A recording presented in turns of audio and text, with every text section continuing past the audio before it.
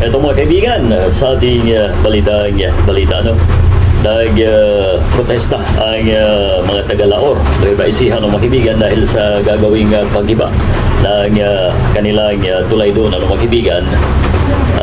Ito ay matapos na mapagalaman na gigipain daw po ng DPWH ng mga kaibigan.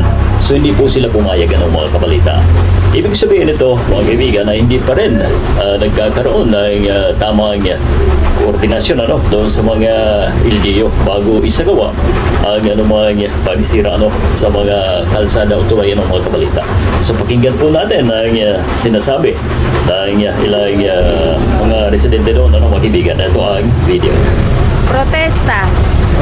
Talaga naman. Protesta po sa titibagin na tulay ngayong tag-ulan kasi po ang dadaanan kung ito'y aaburahin nila ngayong tag-ulan. Ayaw nga nila patibagin dito. Yung detour po meron naman. Okay naman yung detour nila, kaya lang po hindi talaga maayos. Sa tuwing mag-uulan, Pinipigil ko na rin matibag sa tulay.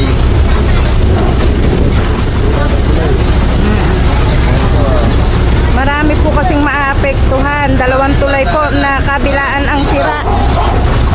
Pag ito po inalis, ala na pong dadaanan ng mga estudyante, mga tracking.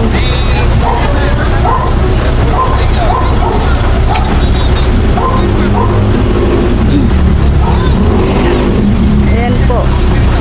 Ayan na mga kaibigan, napakinggan po natin ang kanilang hinahingan ng mga kaibigan na kung po pwede ay gawin mo na yung dito na pwede nilang madaanan in case na tag-ulan ng mga kaibigan. Pero hindi nga daw po madaanan once na umuulan dahil sobrang baha at napupunas ang sinasabi dito ng mga kaibigan. So ibig sabihin ito, kahit may direktiba na po ang sekretary ng DPWH ng mga kaibigan, ano ba, hindi pa rin nakikinig ang mga nasa distrito na DPWH ng mga kaibigan.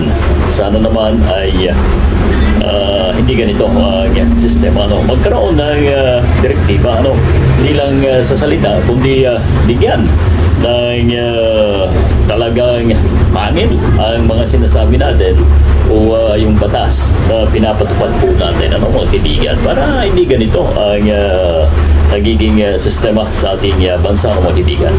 So yan lang po ang ating balita, mga kaibigan. Maraming salamat sa inyong pagtutok. Pinipigil ko na rin. Malinaw. Ay, luminaw.